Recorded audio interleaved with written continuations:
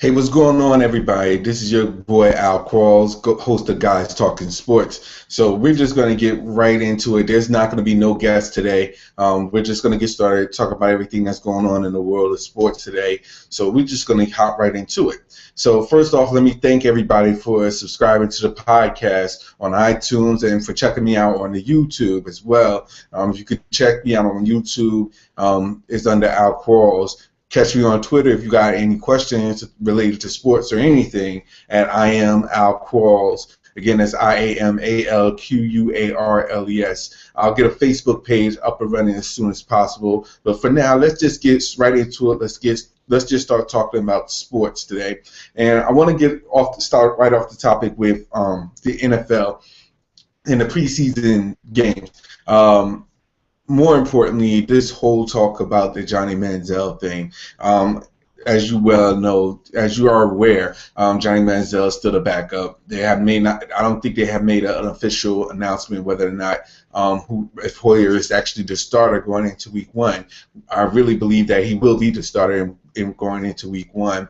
I do actually see Manziel probably shifting the reins if the Browns are not doing well somewhere around Week 6.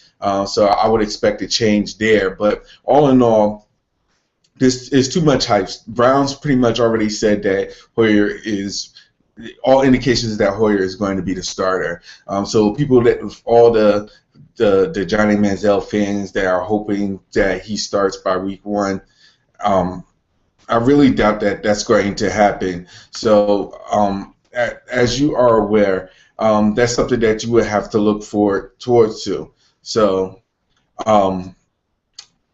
basically, the whole thing is that the Browns already put their foot in their mouths, already said that Hoyer is going to be is basically going to be the starter. So it would look really foolish if they would change their opinions now. So all you Johnny Manziel fans may have to hold out until Week 6 and that's only if the Browns are not doing well. And wait, the indication of how the preseason is going with Hoyer, that may very well be in the plays for Manziel to start around Week 6. I would say between Week 4 and Week 6. But please, from a media perspective, and all those who are hyping about Manziel, I know that you're anxious to get him out there to help your team win.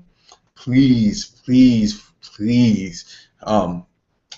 do not give do not give.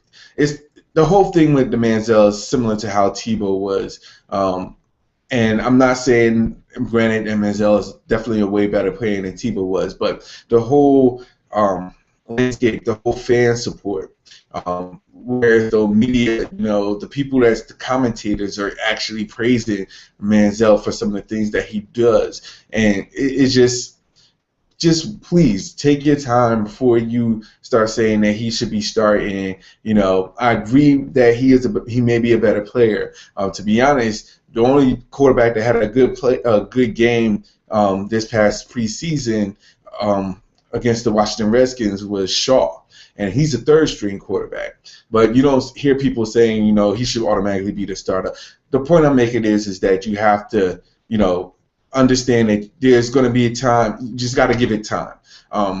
Johnny Manziel is not going to be able to save you right away. He still needs to learn some of the things, and definitely with that whole middle finger incident with the Washington Redskins with the media, he definitely has a lot to learn. And in given time, he'll grow up and he'll mature. But until then, I don't think that's somebody that you want to start with right away. Hoyer has already been established. He knows the system. He knows the plays well, and you just have to give him time to get out and running. Now, by all means, if the Browns is,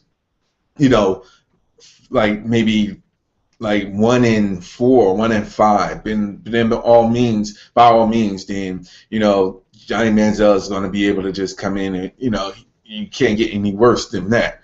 But I think that you need to really give this person, Manziel, time to mature, because he's definitely shown, even in the bright lights, that he's not ready to for the big stage yet. So, and I'm not saying, the people, defense now are going to see that it gets under his skin, if they, they see blood in the water. So from a Browns perspective, they need to hold off before letting Manziel take over the reins. I think that would be a good thing for them as well, and it'll give Manziel time to actually see how things are progress from an NFL level. I mean, the preseason is not really doing anything for him at this particular point, but give him a couple of games under his belt, he may, he should be able to come out of it, and he should be able to grow in his, in his overall play and maturity level. So that's pretty much what I have to say about that. Right now, I'm trying to go back and forth between watching the USA versus the Dominican Republic. I'm on a time delay, so I'm playing catch up to what I'm looking at. I'll probably give a 5-minute review probably tomorrow about how I feel about the USA team. Somebody brought up an interesting point to me that was really I really didn't really think about per se. It was a quick thought, but with Durant, Kevin Durant withdrawing from the Team USA, it kind of makes me wonder if other superstars down the road is gonna end up doing something like that as well. And if that is the case, what would FIBA or Team USA, what would they what would Team USA have to do to bring in the stars to keep them there? I mean, the whole Paul George incident really opened up a lot of eyes for the superstars, and even though that they're playing on the team right now because of their commitment to the team, when the next time Team USA is called upon, I wonder how many people is going to think twice about actually accepting the role. And it's not because of what it is that you need to do for your country and the whole patriotic thing. It's more importantly the fact that, hey, look, if I get injured on Team USA, my team is fitting that bill for the doctors, for everything. So I think Team USA needs an incentive to get superstars to bring them aboard. I mean, I know that since the original Dream Team, everybody wanted to play for Team USA, but that's not the case, and this is a different generation. And someone also brought their attention that today's generation is not all about pride as per se. A lot of people have been there, done that. They probably want to give a lot of players been there, done that. They play for the Olympic teams. They play for Team USA. They've been to that. They've been there. Some have gold experiences. Some had less experiences, silver or even bronze. But the point I'm making is that you got a lot of people here, a lot of players now that are thinking twice about doing something that's patriotic. Not that I say I agree with it or disagree with it, but more so is that I understand that they want to be protective of any harm or injury, which is understandable because you can't have somebody get injured. I mean, of course they get injured playing pickup games around their way, but truth is that you have to understand that they want some type of insurance that if something was to happen, Team USA, they don't have to, the teams shouldn't have to worry or fit the bill for the medical expenses. And I kind of get that, and I kind of get a sense of that. That's what Team USA, I mean, the Players Association, I'm pretty sure is looking into this, and they do have to figure out what they're going to do somewhere down the road. Hopefully they'll get it right by the time the next time Team USA goes, not this season, but the next time that they go out to play for the FIBA tournament or the FIBA games. But thought it was very interesting about that scenario. Quick side note: I do have to do a quick talk about the preseason game about the New York Giants, and I'm sitting here scratching my head because as much as I haven't seen anything yet, and I'm just going to get right to the point. And I understand that the Giants incorporated a new West Coast offense, and I know that you're saying that you need to give it time. If you need to give it time, and everything will work out by the time the season starts.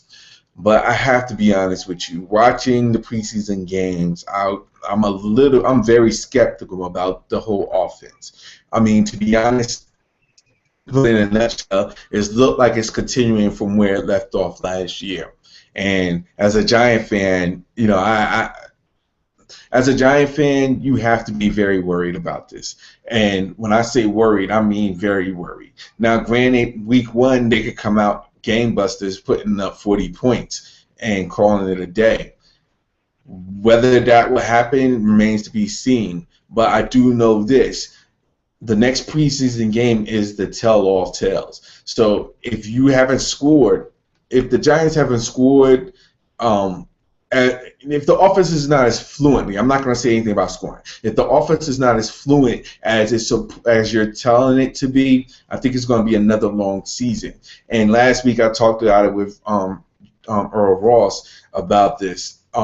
As far as the NFC East is concerned, the way things are going right now with the Giants, I would not be surprised if the Giants and Cowboys battle for the worst possible record in the NFL. I'm not saying that it's going to happen. I'm just saying I would not be surprised. So that's one thing that, as a Giant fan, I have to see more, and that's pretty much what it boils down to. I have to see more. This preseason game, you have to show me something with the offense. I mean, the defense is average, but your offense is really going to be the tell of tales, right, for any Giants fan. And this preseason game is going to let us know exactly where we stand. If your offense is flowing, then that's one thing. But if you do not have any ability to score or put up points, how are you going to effectively be in a hunt for the NFC East? And we're just going to have to wait and see. It's something that I look forward to as a Giant fan, but the preseason to me is an important preseason game, and I'm very interested to see how the Giants will respond to that. I mean, with Eli Manning being where he is right now, and I don't know if it's a decline. I don't know what it is, whether it's a confidence level, but it has to be something. They need to get it right. And they need to show the fans that, yes, the West Coast offense is here to stay and is very effective. But as we have yet to see that. So that's my take about with the Giants. Still believe that the NFC East has more of a complete team. The NFC East, I'm sorry, the NFC as a whole has more great teams than what the AFC. Just my opinion at this particular point, but we'll maybe see a balance of shift there.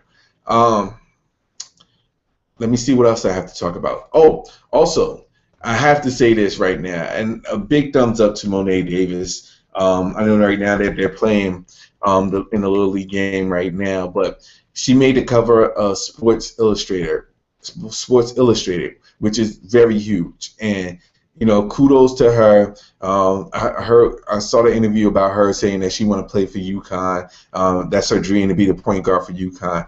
I mean, keep chasing your dreams, and it's a big shout out to you for doing what you're doing right now. And don't let nobody stop you, and continue to keep on doing you. Let's see. I really don't have anything else. I just saw that Derrick Rose was a late scratch from Team USA's expedition. The Tony Stewart situation. I just found out that Tony Stewart will sit out the sprint race at Bristol. Kudos. I'm not going to say kudos. Tony Stewart is doing the right thing as of right now. I'm more concerned the fact that NASCAR didn't really do anything to make it an official or make anything unofficial. It more so it gives Tony Stewart is a great racer. This whole situation, I hope that things will work out for both the victims and Tony Stewart. It's sad it was a sad incident. I really hope that things will work out for them. But Tony Stewart is doing the right thing right now, sitting out for for the Sprint Cup. It's still a healing process. So I'm assuming that that's where Tony Stewart is as well. I mean, he's still a part of, what happened is very terrible, but he's still a part. It's affecting him just as well as it's affecting the victims as well. So that's pretty much all I have right now. I know that there's going to be more. I'm actually going to keep this short because of the simple fact is that I'm going to start doubling up on the podcast and on YouTube's as well. So what I'm going to do is I'm going to turn this into more of a daily podcast to get all the sports up and running.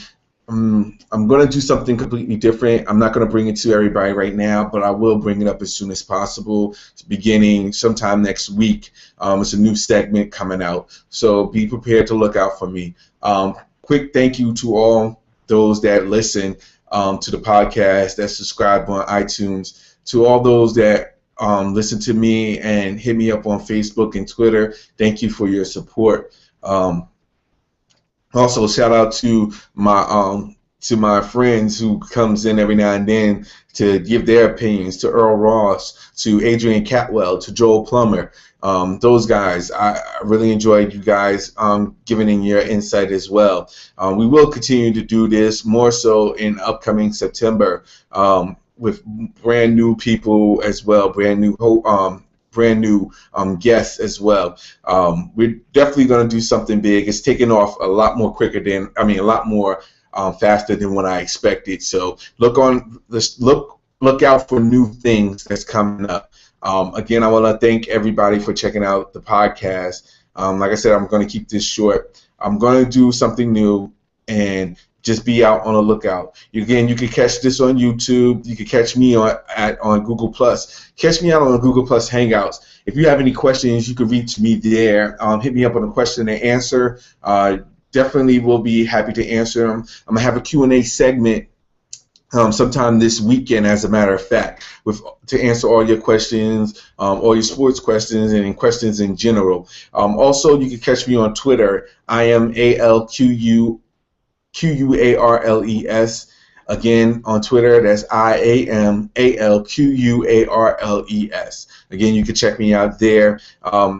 And for everybody, again, thank you so much for all your support, all your subscriptions. Keep subscribing. Tell other people about it. Subscribe on Google Plus. Circle me. I will circle you back. On YouTube, subscribe. Like my page. Twitter, hit me up. I will definitely follow you back. Again, thank you very much for everybody for your support. Again, this is Al Cross, host of Guys Talking Sports, and we'll get back to you real soon. Thanks.